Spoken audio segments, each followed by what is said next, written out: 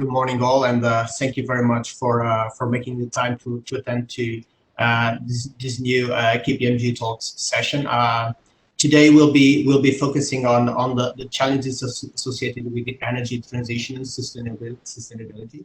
And it gives me very much pleasure to have with me Fernando Faria. Fernando is the global deputy head of KPMG Impact, and he'll be leading this session today. We also have Mark Hayes, and Fernando will of course introduce Mark, and also the agenda. So Fernando, I'll pass the stage to you, and please go ahead. Thank you, Fernando. Very happy to be here with all of you, and to speak on this important topic that is impacting every one of us. And basically, again, when we've decided to do these KPMG talks on this topic, I think this follows a number of developments we are seeing globally, and so to cover those developments, we've put together an agenda whereby I will start by setting the scene on all of these recent developments that we are having on the energy space, and you'll see driven by all of the climate change scenario that we are all living in, and then I'll have the pleasure to bring my case that leads within KPMG Impact our climate change and decarbonization proposition, and then also I'll bring you, Fernando, again to discuss the implications of all of these for Portugal. I know that we now have Vitor. Vitor, good to have you also here. I'll give the presentation back to you just for your initial comments. Okay, Fernando, I'm so sorry. Thank you. Welcome again. Bom dia a todos. Muito obrigado pela vossa presença. As minhas desculpas, mas isto são as circunstâncias do contexto atual e felizmente há aqui algumas ligações, embora tenhamos várias ligações em casa, é sempre normal que isto possa acontecer. Obviamente gostava de dar as boas-vindas aos nossos convidados. Enfim, agradecer uma vez mais a preferência que deram para estarem hoje aqui connosco a partilhar um importante tema, face ao atual contexto em que o mundo ainda permanece em território, enfim, um território desconhecido, desafiando os líderes empresariais a estarem cada vez mais preparados para liderar de forma antecipada com esta conjuntura complexa.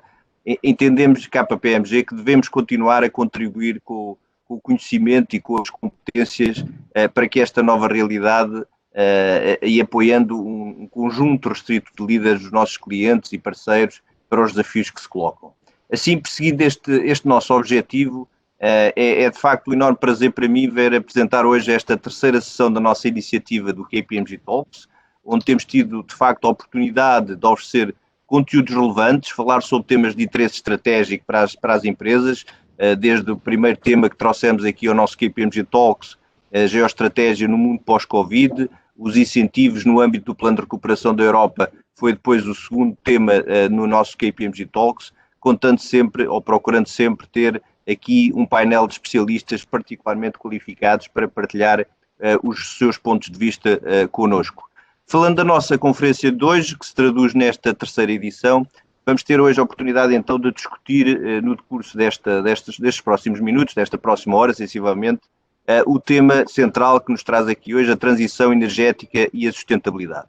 Assim como é do vosso conhecimento, o fornecimento global de energia encontra-se neste momento num processo de transição dos combustíveis fósseis e tradicionais para fontes renováveis e de baixo carbono, e a KPMG assume aqui também aquilo que tem que ser o seu papel nesta matéria e no mundo global que nos traz hoje aqui. Este processo de mudança necessita obviamente de evoluir substancialmente, de forma a permitir o cumprimento das metas climáticas, metas essas que foram definidas e que estão definidas globalmente, nomeadamente no contexto do Pacto Ecológico Europeu, o Green Deal, e o principal instrumento estratégico da União Europeia para a neutralidade carbónica até 2050, o qual inclui, como sabemos, um ambicioso pacote de medidas que visam permitir que cidadãos e empresas europeias beneficiem de uma transição ecológica e sustentável. Assim, este movimento em direção às energias renováveis é apenas uma parte da evolução, pois o desenvolvimento e o investimento nas infraestruturas necessárias para permitir uma transição rápida e eficiente são, naturalmente e igualmente importantes.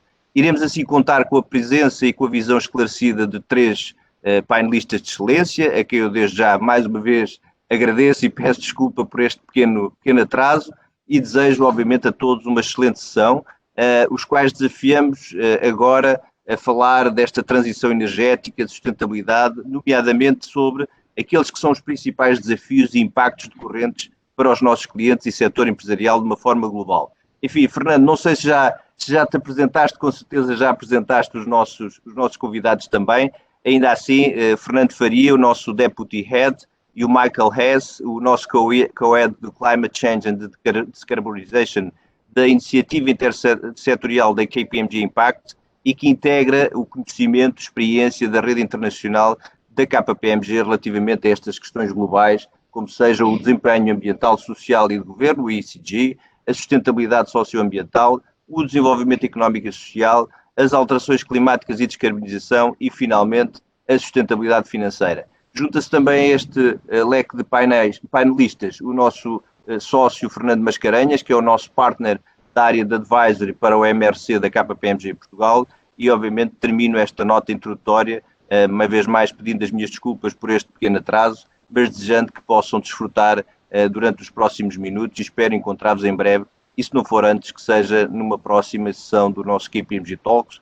Um abraço e fiquem bem. Fernando, devolvo-te agora sim novamente a palavra. Obrigado. Obrigado, Vitor. Enorme prazer estar aqui com vocês. E eu vou mudar a apresentação para inglês, se não se importarem, até para benefício aí do nosso colega Mike Hayes. Mas vou focar num tema que é de facto bastante importante, que são as alterações climáticas, mas depois tudo o que decorre daí. So Vitor, thank you very much.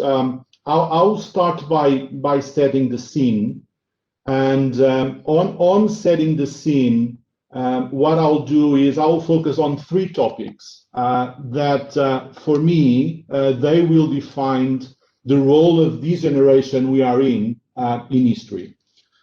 We are facing the legacy of 200 years of industrialization, with good things that came out of that, but also with a lot of harm that we've done to our planet.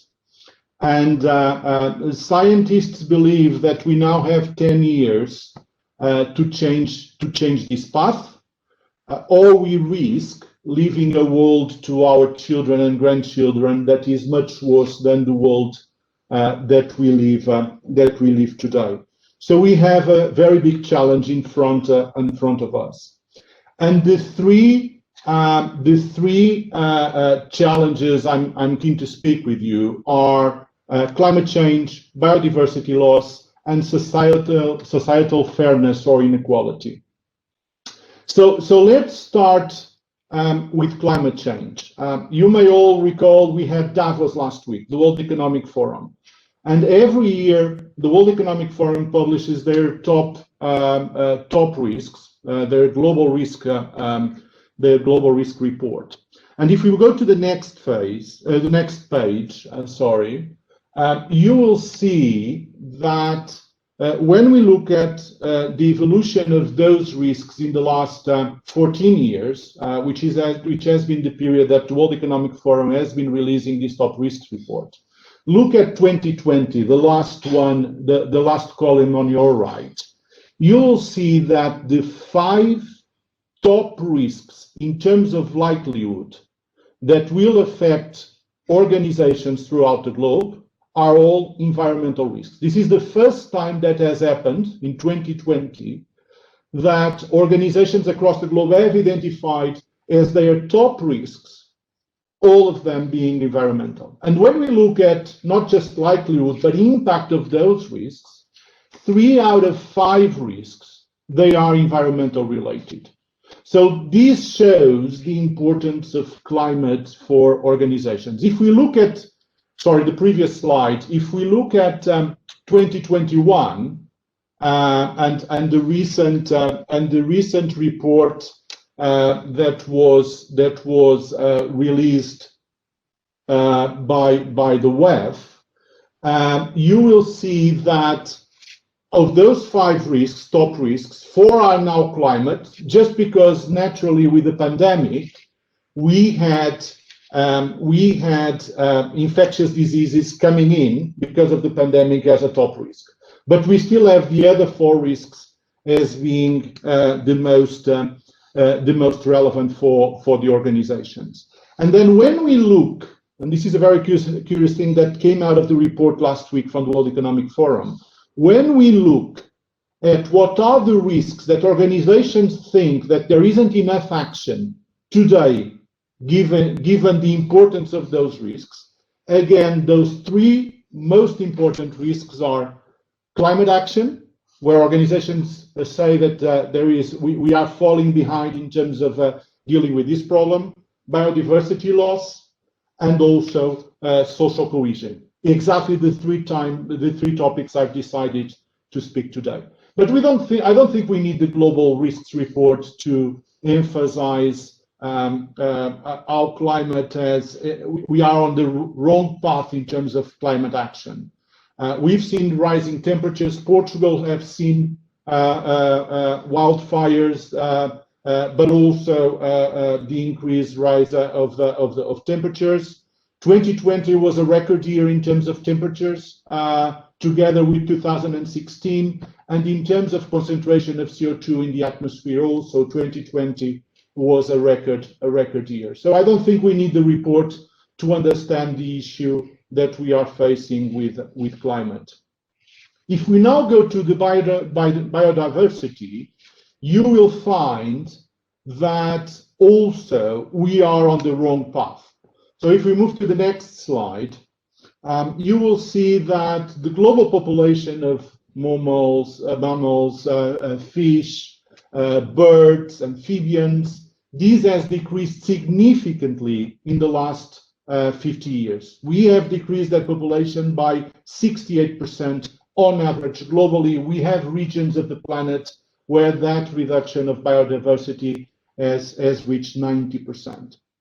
And you can argue, but we haven't seen the effects of this. This is wrong, because today we know that 50% of the world GDP is somehow dependent on nature, is somehow dependent on biodiversity. And so if we continue this wrong path, we'll be in a situation where we'll be constraining our economic growth and therefore our ability to address also the challenges we face ahead. Finally, I would like just to spend some time on inequality. And if we go to the next slide, you will see, when you look at the last 30 years, this has been fantastic in terms of economic growth.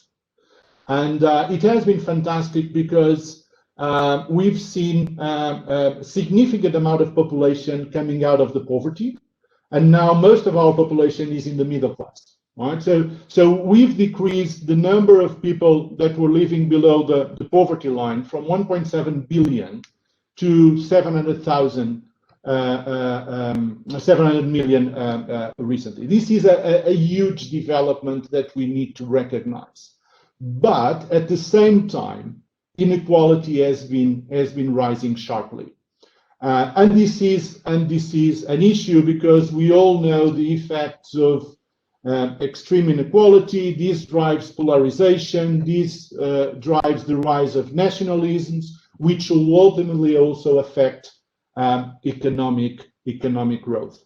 And COVID has increased inequality. We all know that emerging markets are having more difficulties in responding to the health crisis, and we all know that the vaccine distribution is still a discussion on the developed world rather than on the developing world. So inequality will increase, and we know today the estimates that we have for this year is that following COVID, of those good numbers that we're having of putting people out of poverty, we estimate between 70 to 100 million people going back to poverty just because of COVID. This is a key issue that we need to deal with, and this goes back to the role of this generation, to the role of our generation, and I like to see this as the glass half full rather than the glass half empty. We have been fortunate of living in a time where in the last 50 years we've seen significant economic growth, and we have benefited from that. But with that privilege comes responsibility.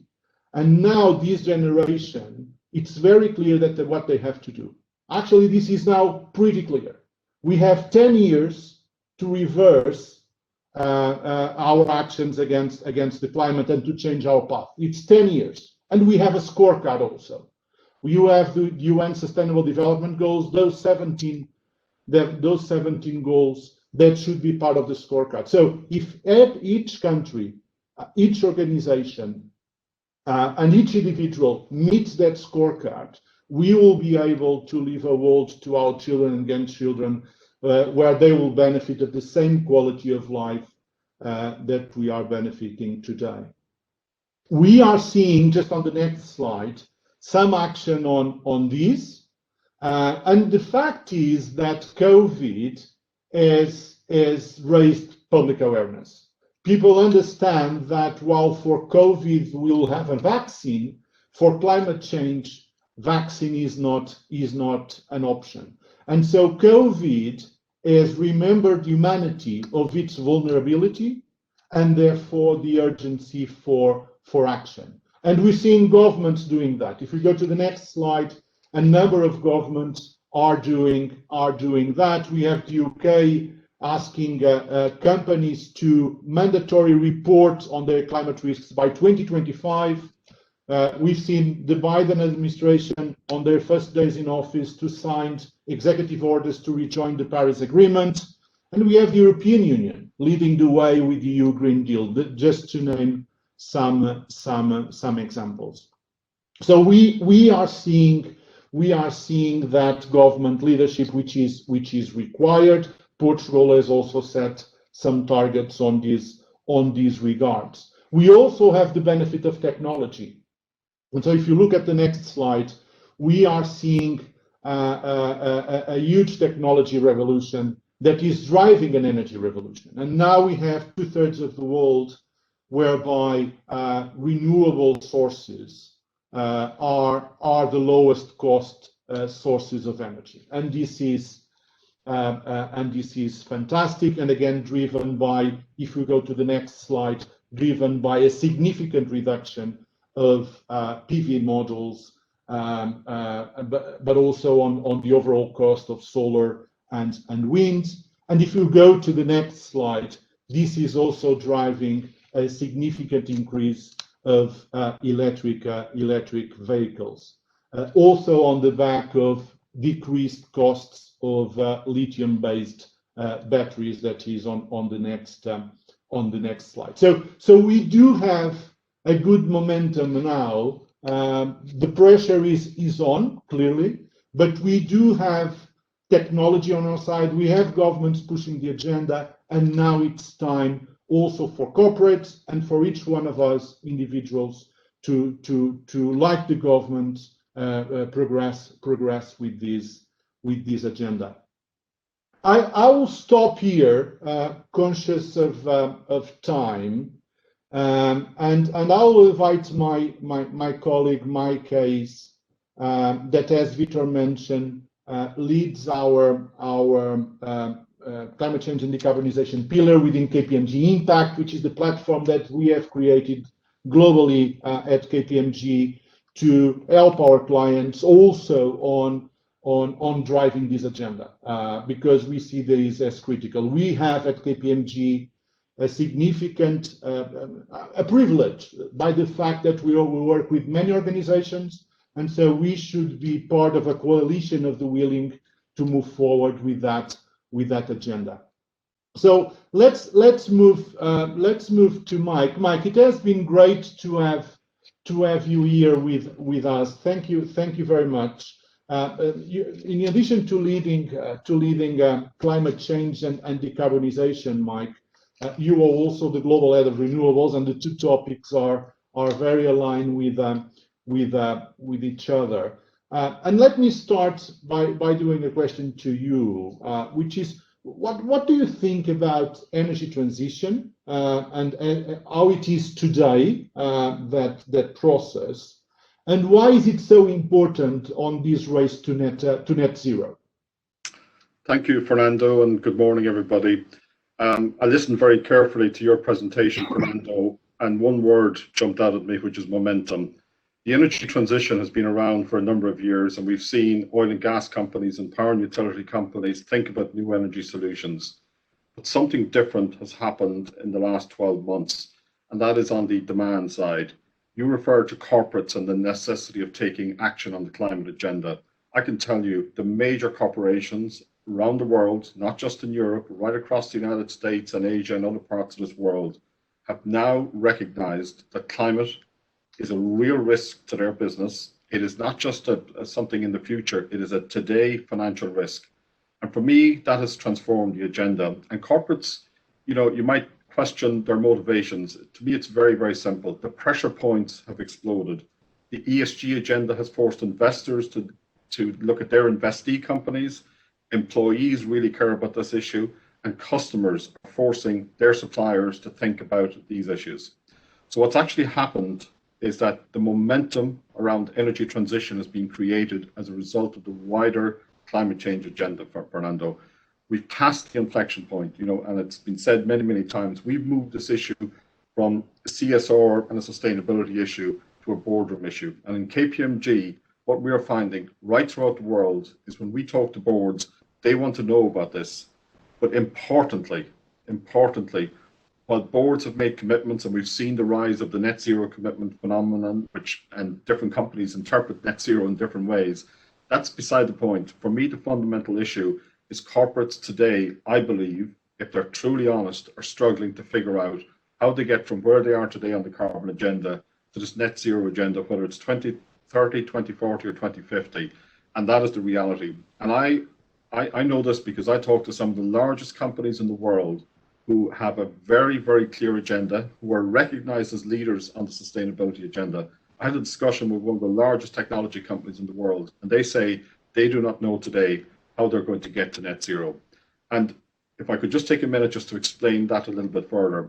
It's one thing to manage your own affairs in a corporate world and to deal with scope 1 and scope 2 emissions. And we'll be back, I'm sure, in this chat to talk about renewable PPAs. The single biggest challenge to get to net zero is to decarbonize your supply chain. How do you persuade your suppliers to decarbonize?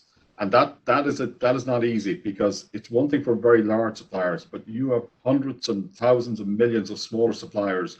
They're coming under pressure to actually decarbonize. If the large corporates don't know how to do it, how do the smaller SMEs who are part of the supply chain? But at the center of the solutions, and I'm sure you and I will discuss this over the next 15 or 20 minutes, energy is still at the center of this. And this is why the energy transition has new life, because the corporate world has woken up, and energy is very definitely part of the solution. Thank you, Mike. And you've mentioned corporates now adopting their own net zero strategies, and the definition of net zero. I think we all agree that changes. It's not a single view, but as part of that net zero strategy, what has been the type of energy solutions corporates are using to meet that strategy? I want to talk about two solutions in particular, Fernando, and just so everybody's aware, there are lots of different what we call broad solutions around carbon offsets, circular economy, and then sector-specific solutions around air travel and various other things, but energy is still at the core. There's two particular areas, Fernando. The first one is corporate PPAs, and the second one is the whole area of energy efficiency. And I have a different perspective on both of those. If I take corporate PPAs, first of all, implementing a corporate power purchase agreement structure is a way to avoid your scope 2 emissions. It's converting from brown power to green power. And the reality is, it's been one of the single success stories of the carbon agenda. We have seen corporates all over the world adopt PPA strategies. But there's a but. The but is that in many locations, you cannot do on-site corporate PPAs. In other words, you can't have the renewable plant sitting on adjacent to the factory or the industrial premises. In reality, we need, off-site PPAs are the way of the future, because it's the only way we're going to do it at scale. And one of the big problems in the world today is that I can do corporate PPAs all day long in Europe. I can do it all day long in the United States and in Canada. However, when I move into Southeast Asia, where, bear in mind, lots of different suppliers exist and operate, the regulation does not exist to enable off-site corporate PPAs in countries like Vietnam, China, South Korea. And I can tell you, I'm going to pick one industry in particular, the technology industry. They are absolutely determined to get to net zero. And this lack of regulation and feasibility around corporate PPAs in Southeast Asia is one of the single biggest issues. You might be surprised to hear that, but that is the reality. That said, leaving aside the problems, we should be very optimistic. It is a solution that works. I've been in the renewable energy business for 22 years at this stage. The last 4 or 5 years, I've seen the rise of corporate PPAs. It's going to continue. And, companies should be very aware of the possibility. The renewable developers are only too keen to build more renewable capacity to meet the need. So while that's been a big success story, Fernando, I actually want to talk about one area that actually rarely gets mentioned in these discussions and these webinars, which is energy efficiency. And this is the one, I have to say, you might say that I should know my stuff. I still cannot figure out why corporates are not embracing energy efficiency. There's two things to know about energy efficiency. First of all, it's reducing the amount of electricity that you use, so therefore it is carbon efficient by definition. The second thing, and the amazing thing about energy efficiency, is that it is cost effective. You save money by implementing energy efficiency solutions. We have seen this over and over again. Clearly, there's work to be done. You need to find the right technology, whether it's cooling or heating or whatever else that's appropriate. But the experience has been there. And there's two problems on the energy efficiency market. Unlike mainstream renewables, where there's just thousands and thousands of developers across the world, there's not enough active players in the energy efficiency market, even though big power and utility companies are starting to focus on it. And secondly, Fernando, a bizarre issue that's actually restricting the deployment of energy efficiency solutions is an accounting issue, in that with many energy efficiency structures, the asset will end up on the balance sheet of the corporate. That's not something that they want. An accounting regulation, whether it's under IFRS or US GAAP, is actually inhibiting the growth of energy efficiency. But when I talk to corporates around these issues, those are the two big energy solutions that I focus on. Thank you, Mike. That's fantastic. And just going back to your point on the lack of regulation to facilitate the growth of renewable energy in many countries, we nevertheless have the European Union leading the way with the EU Green Deal. And now we have this geopolitical development in the US with the Biden administration coming in and rejoining the Paris Agreement. How do you think that these geopolitical forces will drive the renewable industry going forward? The best way I can answer that question, Fernando, is that I wish I was a renewable developer. I've worked with renewable developers for, as I said, over 20 years, and as a bunch of entrepreneurs, I have to say I greatly admire them. They have pushed this agenda forward, not because, but in spite of the lack of government policy. They've taken huge risks and they've taken bets on the future. Again, probably you can associate this with COVID, but the global response to COVID, the concept of Build Back Better or the green recovery, as you say, has led to a completely new policy environment.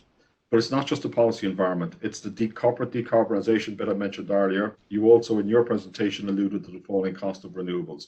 We are entering into the golden era of renewable energy. The challenge actually is how much more renewables we can get, how quickly we can deploy it, and how we can do more renewables at scale. That is the real challenge. As I look across the industry, Fernando, capital is moving in to support renewables. Interestingly, investors are taking more and more merchant risk. We've got over the era of subsidies and tariffs. And the part of the energy of the industry on renewables that I'm most excited about, and I'll declare a bias here, is offshore wind.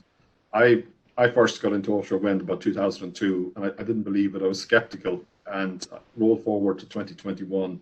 where in the last 3 weeks, I've closed a big floating offshore wind project in my own jurisdiction in Ireland.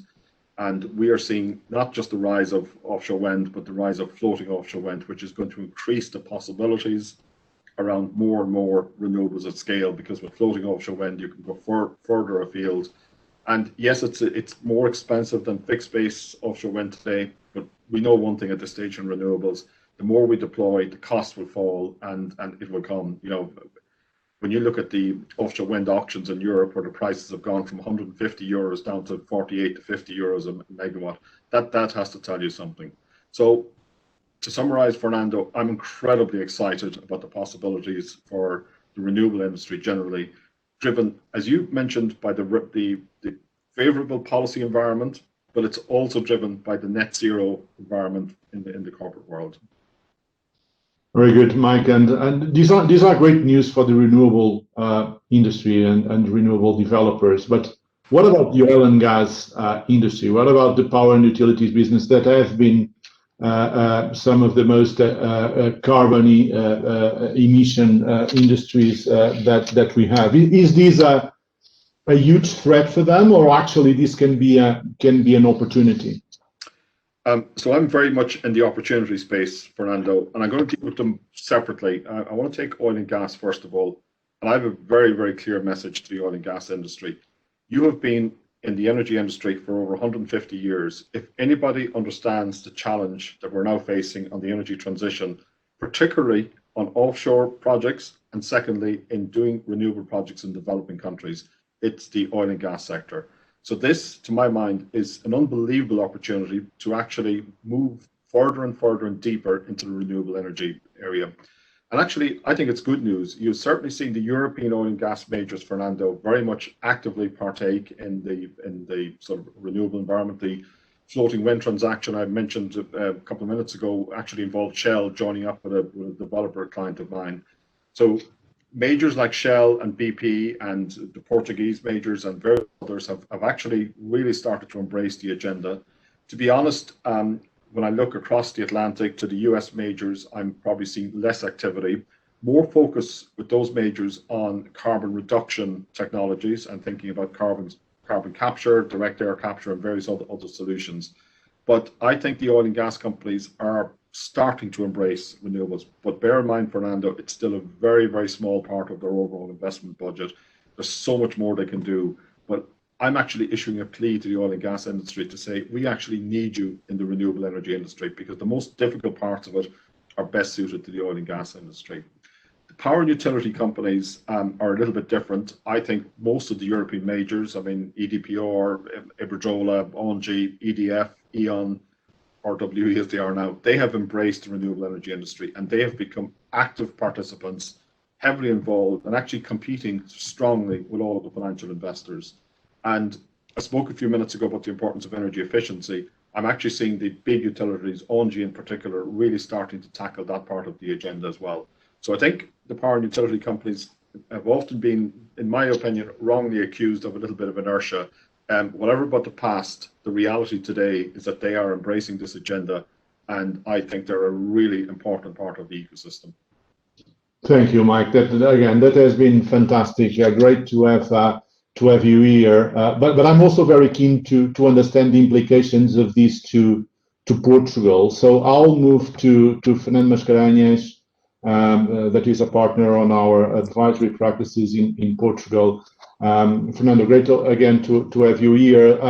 And I will start on the impacts of all that we've discussed, of climate change, of energy transition in Portugal, and trying to understand what is, in your views, the level of awareness and action across the different agents and sectors in the economy. Well, thank you, Fernando, and great to be here with you.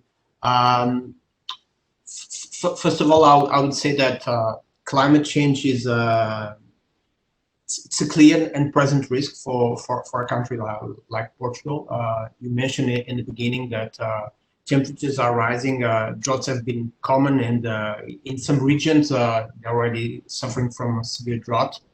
There is a very interesting publication by the European Union called the World Atlas for desertification that singles out aridity, desertification, water scarcity, tree losses, fires as risks that have been aggravated in the last years, and that don't signal anything positive for the way that things are going.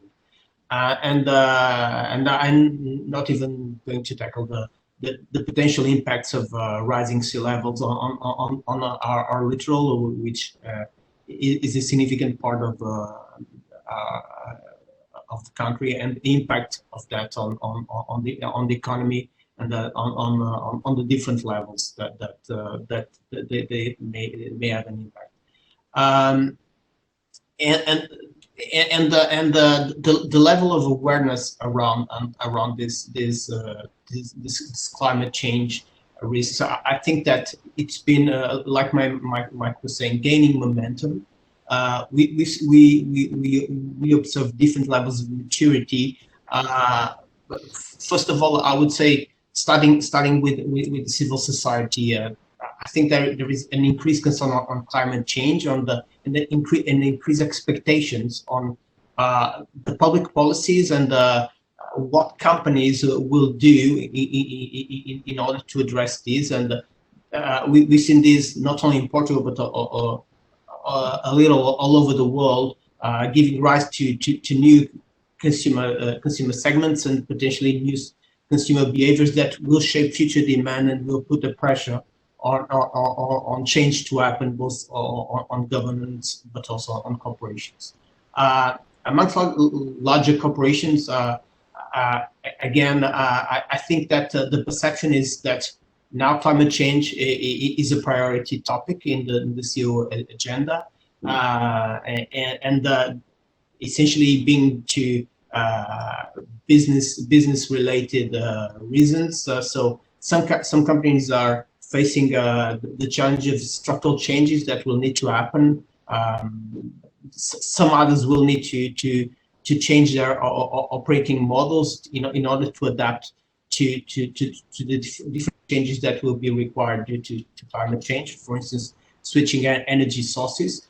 Others will face new sorts of demand. So again, this is no longer just reporting or a communication issue.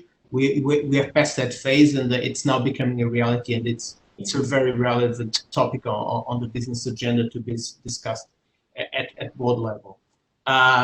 We've seen some strong commitments from large companies here in Portugal, committing to net carbon by 2030, 2050, and we've seen also some work around increasing the efficiency of resource usage for a long time now. But we also need to be aware of the reality of the Portuguese economy, and 99.9% of the companies that operate here are SMEs, and I really relate to what Mike was saying regarding decarbonizing the supply chain. And a lot of these companies, first, at this stage, are essentially struggling to survive. So they are very focusing on the short term, not seeing this as a priority. However, we can observe that they are aware to the topic, and essentially they are very alert to sort of opportunities that may be addressable ahead, and also on the different impacts that the changes that are going to be required in order to address climate change will have on their businesses. So in some sectors where impact is more direct to changes in terms of the addressable markets or the business models or the operating models, I think that maturity is high, and this concern is starting to be incorporated in corporate strategy. On others, I think that they are still on a wait and see positioning. But I do agree with the word momentum. I think that momentum is growing, and it's inevitable to make this change. Thank you, Fernando. And let's discuss that a bit more, because you've mentioned we have the big corporates announcing already their net zero commitments, but we've also heard Mike saying that the challenge on decarbonization also lies on all of the supply chain, where we have smaller companies that, as you've mentioned, are today tackling with the effects of the current pandemic crisis. What is required for all our ecosystem of companies to adopt the net zero strategies, and not relying only on the big companies to do that? That of course it's relevant, but doesn't solve the entire decarbonization commitment that Portugal has. What needs to change there? I believe that there will be several drivers that will induce that change. The first will of course be the regulatory driver, and we as we look, for instance, on Green Deal strategy set for Europe, and all the changes from a regulatory perspective that will come. That will drive change, but I do think that a real game changer can also be the financial markets, because again, the banks, asset managers, investment funds, which are much more aware to this climate change challenges now. They will be putting an increasing pressure on the change to happen on the projects that they will be financing. So this will also induce change from my perspective in terms of reaching carbon neutrality, and the final, and I would say maybe most powerful one, which is the new consumer pressure. So we've been observing an increased consciousness on the impacts of this, and this will put pressure on companies to be first more transparent on what they do, and to act upon in order to drive change and reach carbon neutrality. So I would say that this will be the key drivers to make things happen. But of course, we are discussing in some situations a very structural change to the way that companies operate, and being change inevitable. And we'll know that for some companies it will come sooner than later. For others will be more structural. Some will disappear. A lot will be created, and this change cannot happen just by relying on their own means. So when we look at the different sorts of support that are being designed and will hopefully start being implemented in the near future, related both to the European Green Deal, but also to the resilience plans that will also address some of these challenges. These are the sort of support that these companies, essentially focusing on SMEs, will require in order to endure this change. Otherwise, it will be very, very difficult to do this change by their own means, I would say. But Fernando, on that, so it's very clear companies have and all of us we have to deal with these significant risks that lie ahead of us. We've also seen that this can be transformed into an opportunity, also a business opportunity. What are your views in terms of the steps that companies need to take to actually succeed in this environment, in getting those opportunities and mitigating those risks? I totally agree on looking at this as an opportunity. Actually, just yesterday I was just looking on the news, and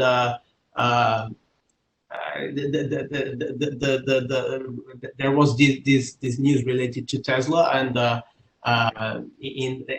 Tesla just posted a net income of about $700 million US dollars, and it received a regulatory credit in the order of $1.6 billion, and this regulatory credit is actually related to the fact that they produce battery electric vehicles. So this means that if without this regulatory credit, actually Tesla would be presenting a net loss in 2020. So I think this is a very good example on how being a first mover on a new future industry gives you the sort of advantages and the sort of return that is associated. And Tesla is now the largest automotive company by market capitalization, but it only produces about 1/20 of the number of vehicles of the second one. So I think that this illustrates the sort of opportunities that lie ahead for companies that will have we are significant visionaries and have the boldness to go ahead. But looking at this, I think that again there will be different perspectives. First of all, I would say that assessing the risks and the opportunities across the value chain and assess the maturity of the solutions that lie ahead. It's critical. So understanding where we are now and what are the options ahead, reflecting on this in terms of the market positioning, the sort of offerings that companies now have, and what sort of offerings can have in the future, and then defining the strategy to go forward. I also think that's quite relevant to discuss new approaches and operating models. We have not discussed that, but circular economy is very critical in order also to achieve the overall efficiency that we require and reduce the consumption of resources.